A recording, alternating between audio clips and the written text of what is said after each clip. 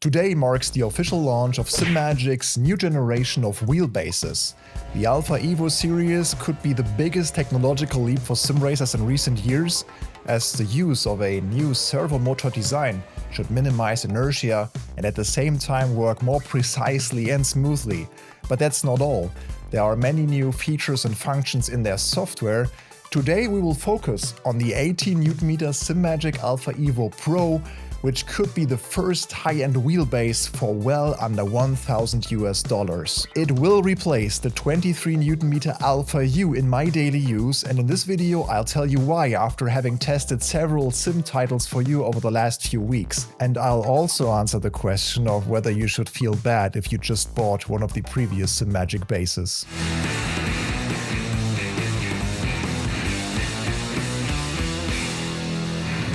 Welcome back to Overtake, my name is Michel and let's see what Simagic has in store for you today. The Alpha Evo comes in 3 variants, all of which use the new so-called custom 5-pole servo motor. The 9Nm Alpha Evo Sport is physically identical to the regular Alpha Evo, but has 12Nm peak torque, probably achieved with a stronger power supply. The Pro version is 36mm longer and at 8.6 kilograms, around 2 kilograms heavier than its smaller brothers. Simagic makes a good offer in terms of price, especially with the 18Nm wheelbase. The peak torque to price ratio is probably one of the most attractive offers for a PC sim racing wheelbase to date. $100 less than the retail price of a Moza R16, $200 less than an also 18Nm Aztec Forte, and also way cheaper than Fanatec Clubsport DD and DD+. Now, all this might change depending on the tariff and warehouse situation, of course, in the upcoming weeks and months.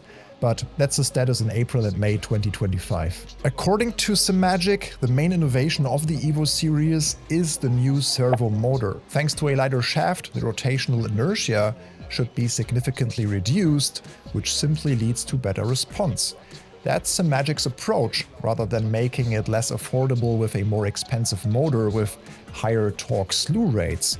Cogging was the big buzzword when Thrustmaster introduced the T598 last year. In order to control these noticeable steps in the rotation of the wheel without an interpolation filter, a direct axial drive motor was used for the first time.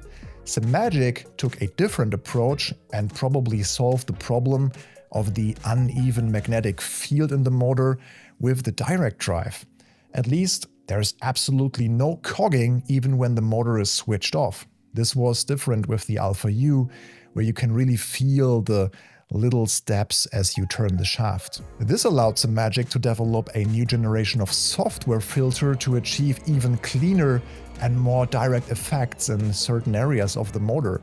They call the algorithm DFDF, New Gen Dynamic Force Domain Filter. But I don't want to bore you with too many technical details and marketing stuff. In the end, it's how it feels in practice that counts. Let's throw the Pro on my rig.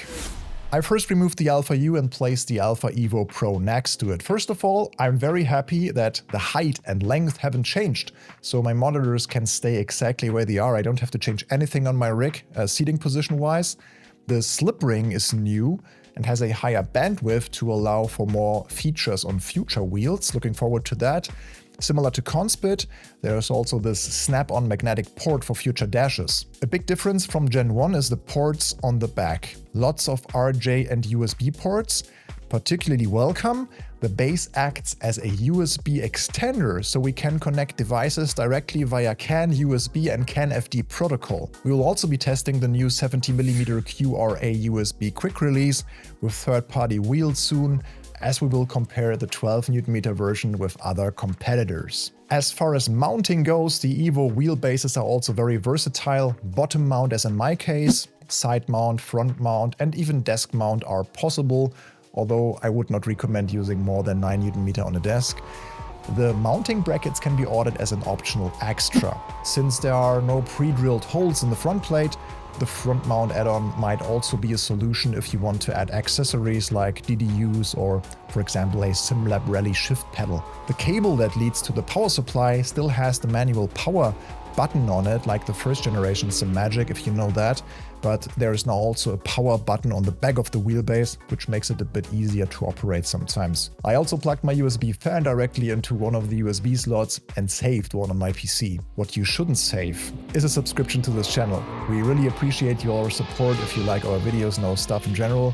Like, subscription and the bell are already a great service.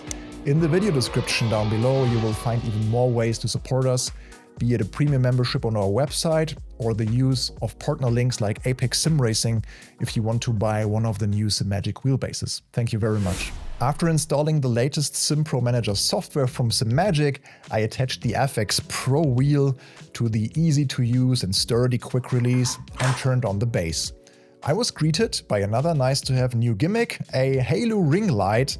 It's a bit awkwardly placed ergonomically, at least with the FX Pro I rarely saw the ring light during operation.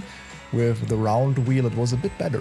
From the outside, the light spectacle is definitely nice, and if you have a bunch of them lined up in a sim racing center, it can be a cool effect. Still, there are use cases. For example, you can make sure a particular profile is active without having to check the software by color coding the profile. And extensive telemetry functions can be set. Even the flashing frequency can be changed, e.g. for active pit limiters, flags, TC, ABS activation and so on. I already liked the SimPro Manager on my Alpha U, and this is one of Simagic's great strengths that very few wheel manufacturers can match at the moment: user friendliness. Not only are there neatly matched profiles for almost every popular racing game and simulator, but there are even instructions with screenshots of what you should set up in each game. From the popular sim racing titles like iRacing ACC to Mudrunner, F1 games, Forza and even Dakar.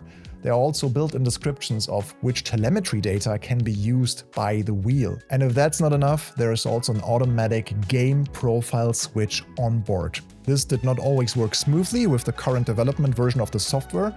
If you started the games outside of the SimPro Manager, e.g. via Steam, often the wrong profile was started.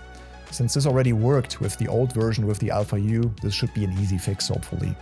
The SimPro Manager definitely gives us a lot of options for fine-tuning.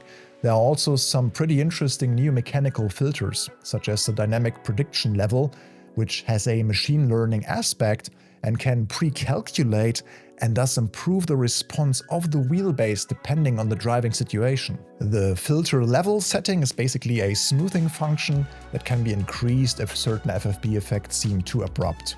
The profiles that Simagic has prepared for the individual titles sometimes take very different paths, and we'll talk about this now in the hands-on session. With iRacing, I like the eSport profile best, with an in-game FFB strength value of 7.5 for GT3 driving. The wheelbase here is very raw and responsive, and like the previous Simagic bases, supports iRacing's 360Hz FFB. You do not have to enable this separately. The corresponding value for the Simagic API in the app ini in your iRacing documents folder should be set to 1 by default. Otherwise, the Evo Pro offers a very natural feel and has the typical iRacing feel without any overtuned effects or gimmickry. Too much weight transfer, which leads to a sudden loss of grip, can be anticipated very well. What I found very impressive was the feeling of the car settling when accelerating and braking. You can literally feel the car tipping forward and backward. It's like a real 3D feeling in your hand, really great. The power of the wheelbase is more than enough, and clipping for me never was a problem. Even turn 12 at Road Atlanta carried all the information, especially when the tires are too cold. You need to be able to make fine adjustments here and there with throttle and steering input, and the FFB of this wheelbase gave me a lot of confidence. If you like detailed and very informative force feedback, you can't go past Le Mans Ultimate right now. Even with the Alpha U, was already my favorite in this regard. The Evo Pro makes everything a touch cleaner and faster in response. I'd say 10 to 15% if I had to put a number on it. There's no other way to put it than that the wheelbase simply reproduces all road textures one to one. Curbs are a delight. The ABS effect when braking an LMGT3 car anyway. LMU is so crisp and communicative. I had the feeling that this sim currently gets the most out of many wheelbases, and for this one it certainly does. It's just great fun, and I can't complain about the default profile here either. Beginners have a great starting point with the standard settings. Also, the important inverted FFB setting is set in the profile, so be careful when leaving the pits for the first time. If the wrong profile is loaded or a wrong setting is done in-game, it can hit back hard, so be careful when leaving the pits for the first time in LMU. Quick transitions where you don't have to overcome great forces or resistance, as in the Variante Alta at Imola, work excellently without having to sacrifice a rich feeling in the steering wheel and a feeling for the front axle on the rest of the track. In Automobilista 2 I had to try out the new 1998 F1 Skinpack from Lady Crusade. The link to the download on our website is in the video description. Beautiful work. This was the first season I actively watched on TV as a 9-year-old. And it's such a pleasure in AMS2 of the classic content. The look, the sound, and the FFB of this wheelbase fits too. There were no problems with the setup, and the steering and road details are very good. So the green light is given for AMS2 players as well.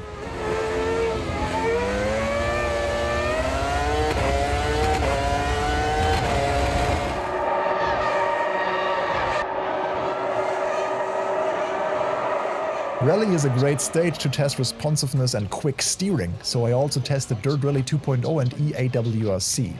Here, the Neo X Hub is used with the Fanatec Sparco rim, a perfect combination. Again, I followed Simagic's suggestions for vibration and feedback settings in-game, and the approach is to keep the overall forces low. And this philosophy makes sense, as we need a lot of micro corrections and quick steering, especially on gravel, to get the car into position frequently. Pure rally gamers and drifters will probably not need the overhead of the 18 Nm base. The normal or sport version will be sufficient, I would say. The low inertia approach of the new servo motor really comes into its own here. The cars can be driven very precisely over the gravel stages. I also tried Assetto Corsa and Assetto Corsa Evo directly with the round wheel. Again, everything went smoothly, the wheelbase was perfectly recognized and addressed by all titles using direct input.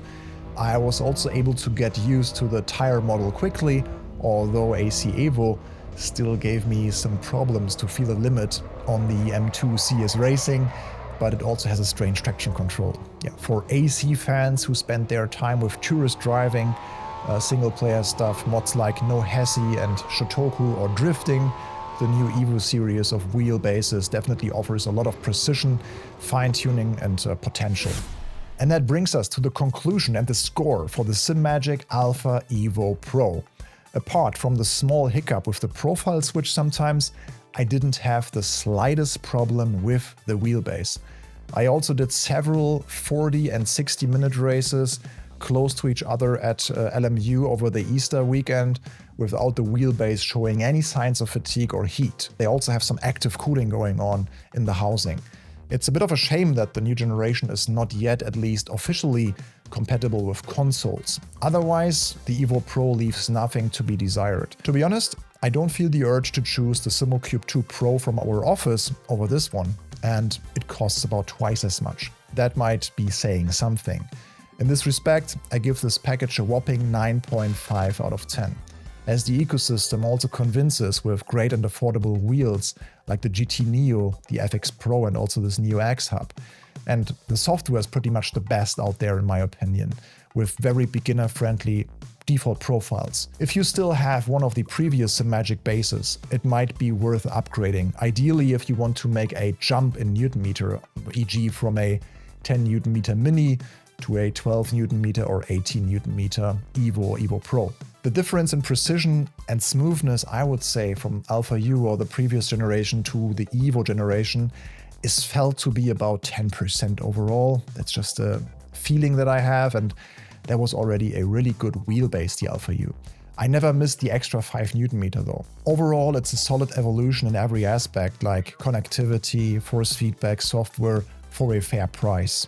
If you have more questions or want more comparisons, let us know in the comments. That's it for today. Here's a link to our last Conspit review, Also a great alternative with more to come this year. Have a great week. Bye bye.